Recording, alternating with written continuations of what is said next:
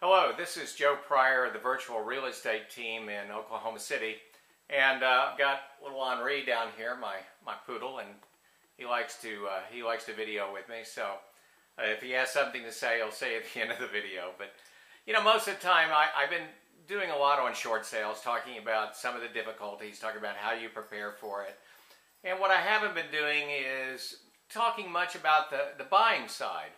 And so what I would like to do today is really have this message geared towards investors, because right now is a great time to invest in real estate.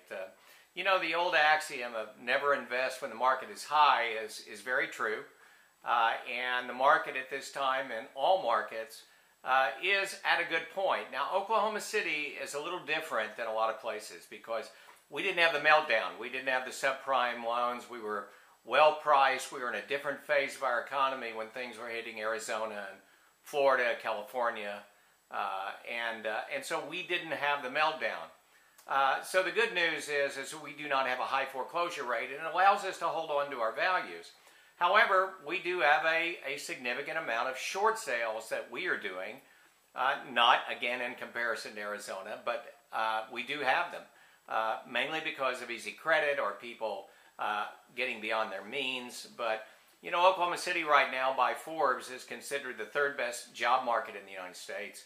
We have about the second lowest metropolitan area unemployment rate at 6% and dropping. We're 9% below the national average. We have low taxes, low housing prices still. And so this is a good place for investors. Now, I've been an investment specialist for 17 years.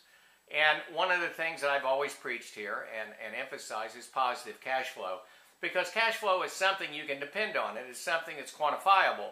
Appreciation is just not quantifiable. We make guesses about what happens in the future. So despite the fact that Oklahoma is appreciating at this point, I can't tell you what's going to happen in 5 years, but I can tell you how much surplus money comes in every month on your investment. And in short sales, the advantage is in a market like this is that even in a house that's $150,000, $160,000 that you're buying, you could easily be walking into $30,000 or more in terms of positive equity.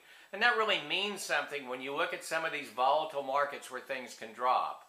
So one of the things about short sales that I really emphasize is that an investor really ought to be looking at these in our city, because very easily you could be making $300 to $400 a month positive cash flow on a very conservative investment.